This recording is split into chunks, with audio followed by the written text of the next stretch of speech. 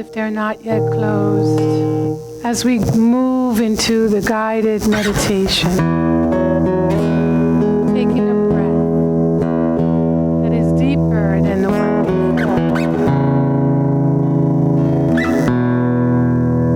We're drawing our attention from the outer world and turn to the inner world, source of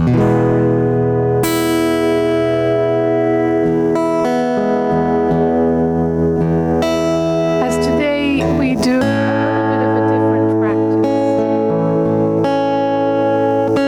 making sure that you have a 2x4 card in your hands and a pen or a pencil. If not, no worries.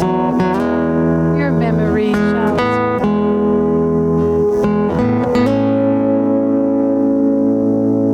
Just for a moment, be willing to see yourself in this world at this time in history. And asking yourself, what is difficult for me at this time to accept?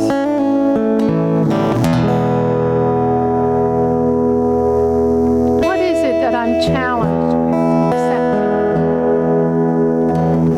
Whether it is about myself or the world or my experiences. Think of something that is challenging for you to accept. And then in as few words as possible, write it down on your card.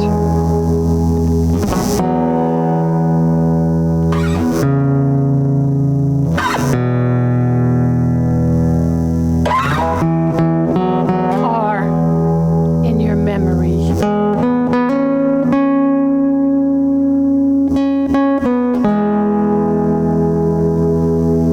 Remember to breathe and stay connected to your heart. Because sometimes when we think about something that's hard for us to accept, we hold our breath. We're a little scared. We're worried.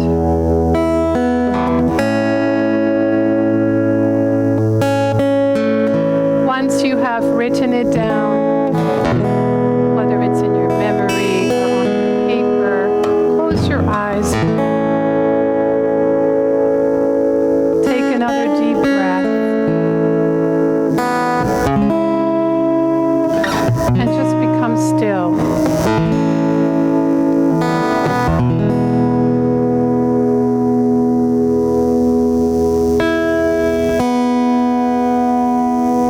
And now we ask the question, what does this want to teach me?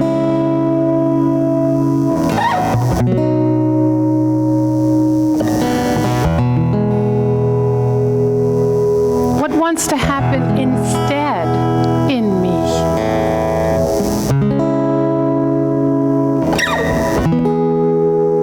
And then write it down on the other side of the card. If you don't know, just leave it blank for now. We will come back to it later. And keep it simple. What is this that's hard for me to accept teaching me? What does it want me to learn?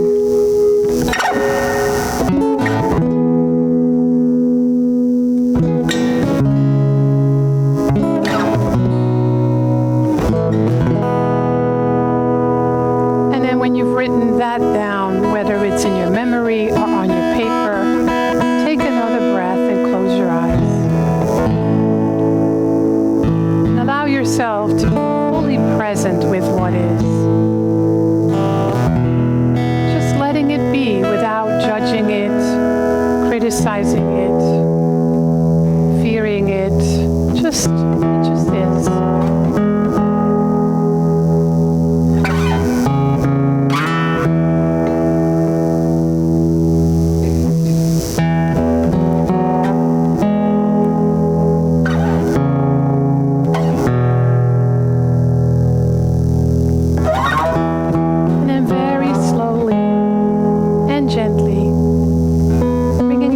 attention back to the moment.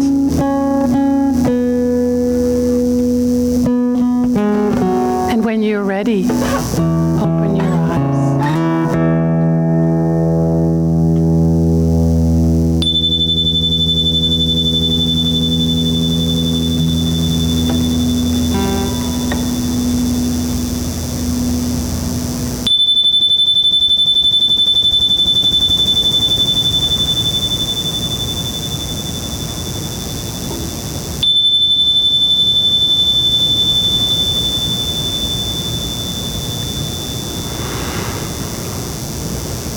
Good morning. Good morning. Look at these faithful servants. I'm so glad you're here. I'm Frankie Timmers, and the spiritual director here, and I'm always happy to spend Sunday morning together, knowing that we're all in the right place at the right time, having the right experience. So a special welcome if anyone's here for the first time. We feel that you're incredibly blessed because not only have you found a spiritual community where you can really belong, but it's supported by a spiritual teaching that changes lives and heals lives all over the planet. And so that's what you get to be a part of this morning. We have a special new musical guest, Steve Tarsitano, who has been sitting in our midst for a while, and we find out he has all sorts of talents.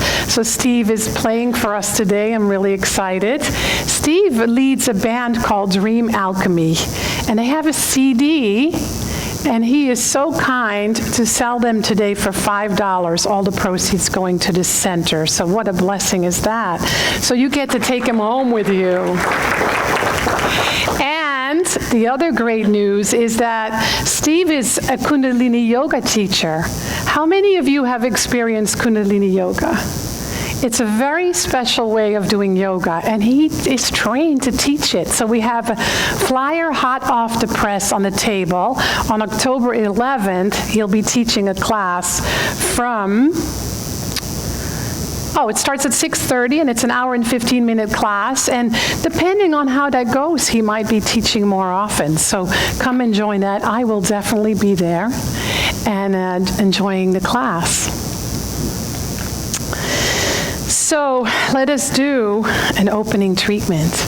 And by the way, today Theo is assisting me, so you'll get to hear him a little bit later. But let's close our eyes and turn within. Spiritual mind treatment is our word for affirmative prayer. So I invite you to hear these words as if they were your own. I am a spiritual being having a spiritual experience by means of this human body. And I know I am so much more than this human body, than this ego experience. I am an instrument of divine love. I am an instrument for the universal presence, which has a need for me in this world right here and right now. So I choose to turn to my wholeness that is already fully present, fully formed within me, and I choose to live from it. I really have no other choice, because all of life leads me to my own evolution, my own healing, so that I may be an instrument of good in the world. Whether it is great or small makes no difference. It's simply getting to be good and kind and thoughtful and loving and compassionate in only the way I can. So today I show up willing, simply willing, because there's no room for judgment or criticism. Just willing to do my best. Just willing to show up, fully aware that I am a spiritual being and so is everybody else. So there's no more need for me to point fingers. There's just a need for me to rise up in the highest and best frame of mind and heart. And so I'm open today to learning something new, something fresh about myself. I'm open today to grow and to learn and expand. I'm open today to connect with my fellow travelers on the path. And I'm open to in this spiritual community. And so I am grateful for this day, grateful for this life, grateful for this moment, for this breath, and for this experience that I'm having this morning. And so it is.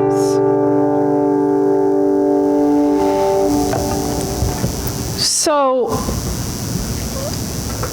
I don't think I'm the only person here today that's heartbroken by the news that we just got about Charlottesville, Virginia. But that's not the only news. Because if you turn on the news, hatred, bigotry, ignorance is everywhere. It's not just one incident here and there. It's all over the planet. It's everywhere in the world.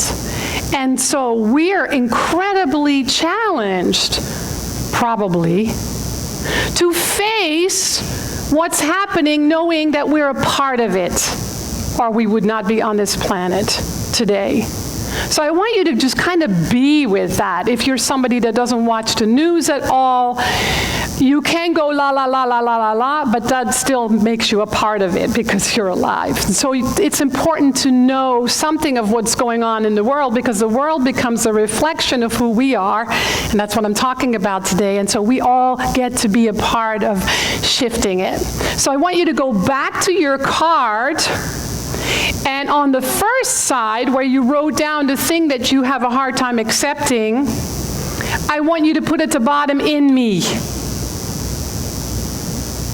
Because what you wrote down that you're having a hard time accepting, because you're thinking it and you wrote it down, you're a part of that.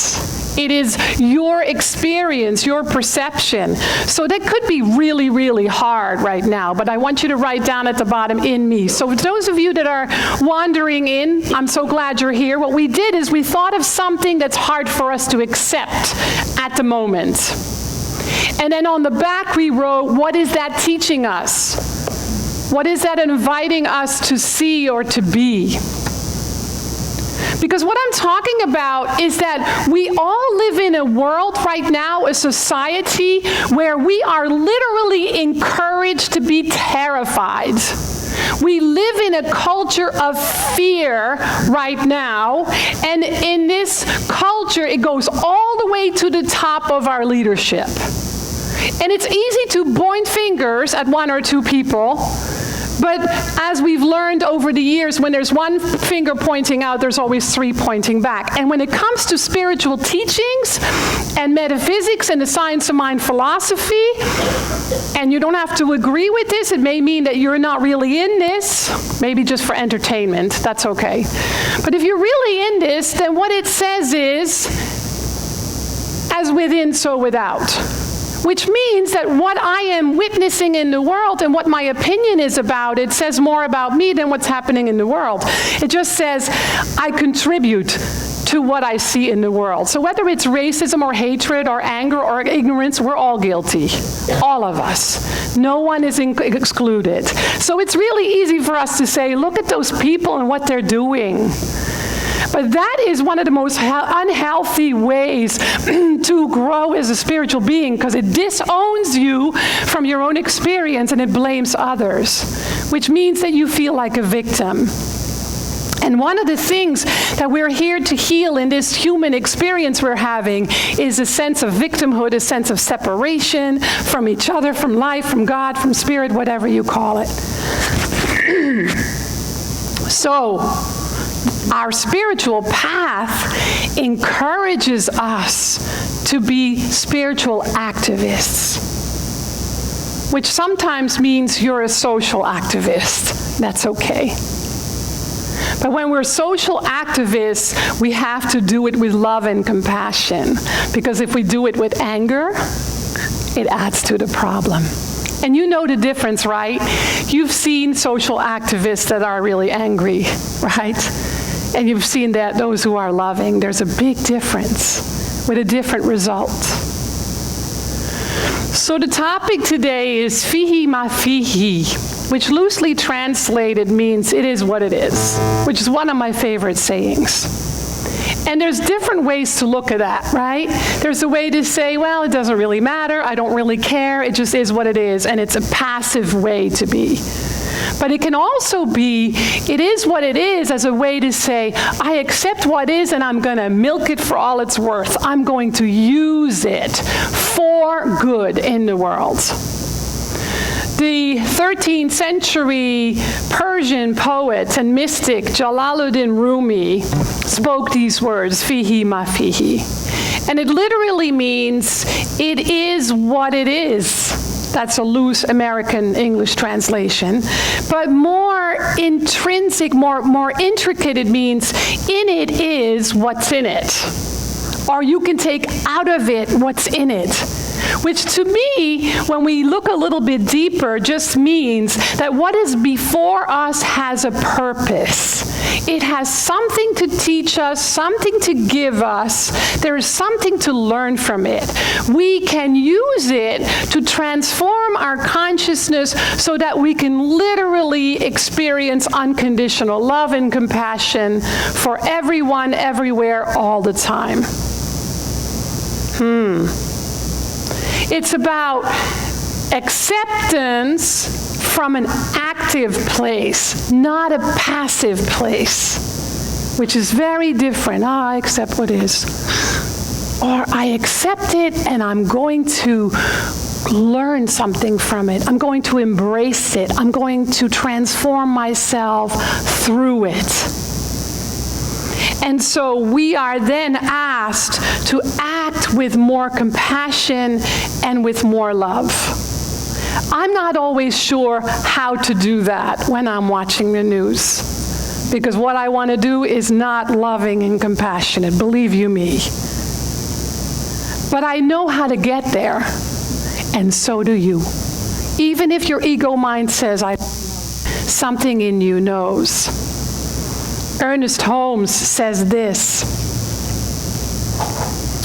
we can have no understanding of divine compassion unless we ourselves first exercise compassion. The very judgment by which we judge others becomes self-judgment. I'm going to repeat that again because I want you to hear it for yourself. The very judgment by which I judge others becomes self-judgment, becomes how I judge myself. It is as if the law of life were giving back to each one of us exactly what we have projected into it, as though everything that goes out from us must again return by a law of action and reaction. I don't know about that for you, but that could keep me busy for the rest of my life. Because I know that every time that I judge anyone or anything, it's important to catch it. Because if I don't catch it, it erodes my consciousness and makes me sick, whether it's physical, mental, or emotional. So I'm not trying to scare you away from this teaching or from spirituality. Actually, maybe I am, because if you're not in it, then just go to Dunkin' Donuts, or go to see a movie, or go to a park, right? But if you're really in this and you say, yes, I am a spiritual being, yes, I'm on a spiritual path, you must do that work, and especially now, because we are alive for a reason. We are the midwives. We are the transformers of the consciousness that we're seeing and witnessing on TV, on the news, in the world. And what we witness, we have a part in. And so we have to ask ourselves, what is that part? And it begins with healing that within ourselves together. And so as one of my teachers used to say, the news is just a call to prayer. But that doesn't mean that's all we do. And so we get to pay attention to the conflict that little rub. When we hear these spiritual principles that sound really great, and everybody's nodding, of course, because we all agree to truth principles, the rub is that our spirit, our soul says, of course, we are here to love everyone and to have compassion. Of course, I have a few things to heal within my own consciousness. Of course, I have some brokenness and some wounds. But the rub is where the ego mind, the personality, the human self says, but it's about him or her or them. It's about my diseases. It's about money. It's about relationships. It's about my job. It's about my spouse. It's about my kids. The rub is where we experience fear and where we know love is all there is. The rub is when we say, yes, I have faith that there is something greater than I am that is governing my life. And then we go out into the world and something happens that says, maybe not.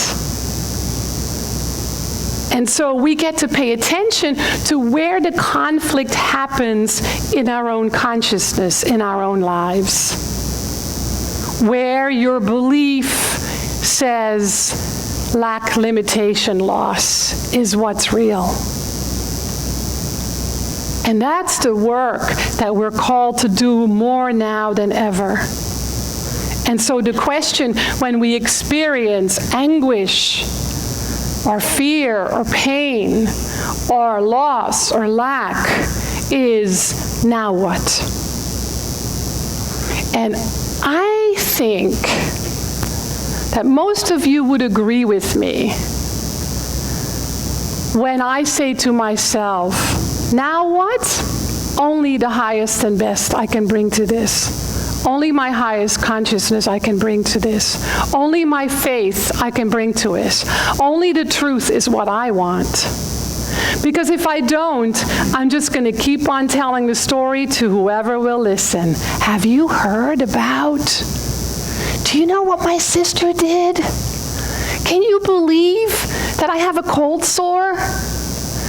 I am so broke. I'm always struggling with money. Whatever yours is, because you all have one, at least one. How do you milk that story to whoever will listen or to yourself?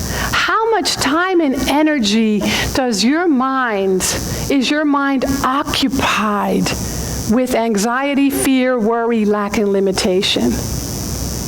That's because your mind is a part of your ego nature, and it wants to feel separate. It wants to prove that it is a victim. And so we turn to our spirit. We turn to the truth principles. We turn to the guidance from within. We turn to the Science of Mind textbook and open a page and practice that one paragraph that speaks to us for the rest of our lives. We set a clear intention, and we work that one. We practice it. We draw from the wisdom teachers all over the world, all over history. We go to music. We go to spiritual practices. We do yoga. We do all these things because we clarify our intention. So what you wrote on the back of your card, that's it. That's what you infuse your mind, your heart, and your body with in whatever way possible. So, my card said what's hard to accept in the world, what is hard to accept for me is a consciousness of hate in the world. And then I added, in me, just like you. My consciousness of hate in me. That's not easy to look at because my ego mind says, I don't have any hate. Yes, I do. Sometimes when I look in the mirror, I hate my wrinkles. That's hate. The universe doesn't say, oh, she doesn't mean it, it's just a wrinkle. No, it's hate. So if hate is a hard word for you, you can just use dislike. You can soften it if you want to. On the back I wrote, love is the only answer. So now the call is for me to love more, to practice love more, to be more loving. And there's plenty of room for that, just like for all of us.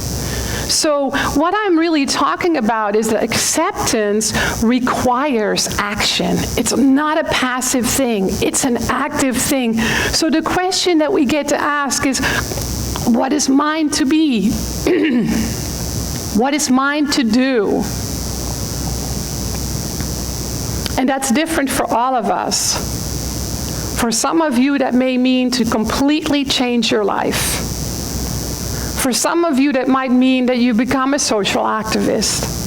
For some of you, that might mean that you have to treat more. For some of you, that might mean you have to let go of a resentment that you've been carrying all your life, or a fear, or a worry, or an anxiety, because it all goes into the same bucket of separation.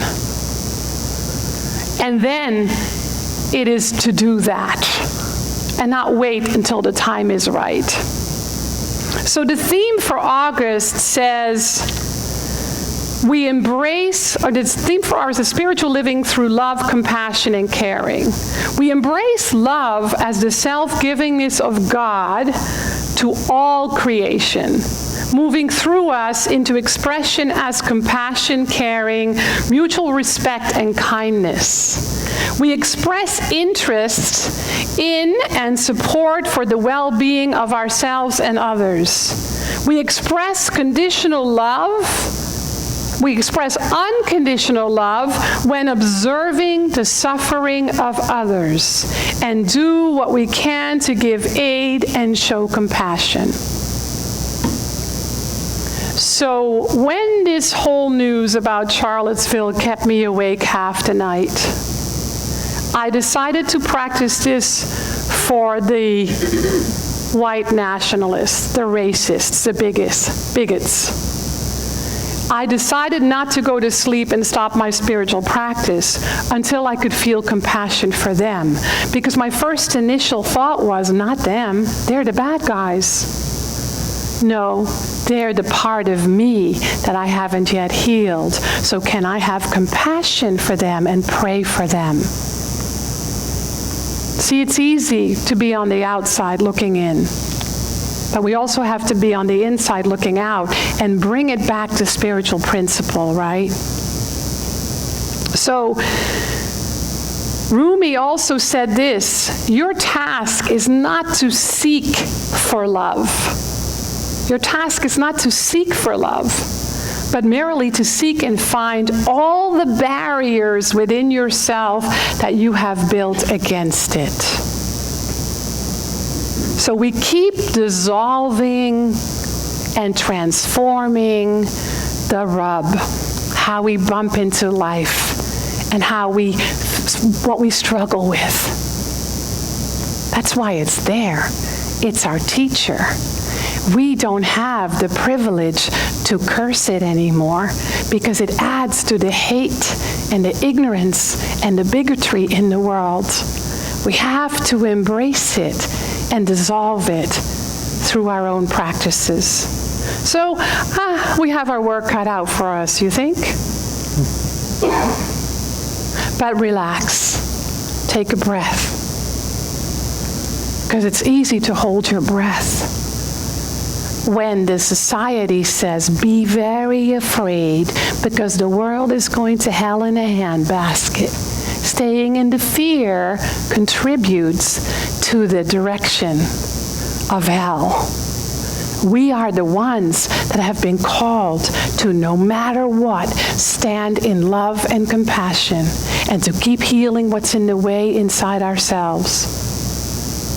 We have to let go of the fear that society wants us to have. We have to continue to be connected to the truth that's already seeking us. The good news is that the truth you're seeking is seeking you. The truth is already within. It's in our DNA. It's our essential nature. So we have to listen more to that than that crazy chatter going on in our mind. And we have to stay open. One more thing that Ernest Holmes has to say about that. It's impossible for you to receive that which your mind refuses to accept. It's impossible to receive that which your mind refuses to accept. If you desire to receive more, you need to consciously develop the ability to mentally encompass it. You make your life mean little and limit its possibilities when you refuse to accept the whole gift of God. As you open your consciousness to a greater receptivity of the divine in you, to an enlarged concept of the good that can flood your experience, life will take on a new and wonderful meaning. That's from Thoughts Are Things. So we get to practice being guided by Spirit within, by that internal wisdom, to accept that it's already there to guide us, to surrender to it actively and put it into practice. I think you have this in the United States, but when I was a very young girl, I remember seeing a statue that I just had to have. It's the three monkeys. See no evil, hear no evil, speak no evil. I took that differently. I took that personally.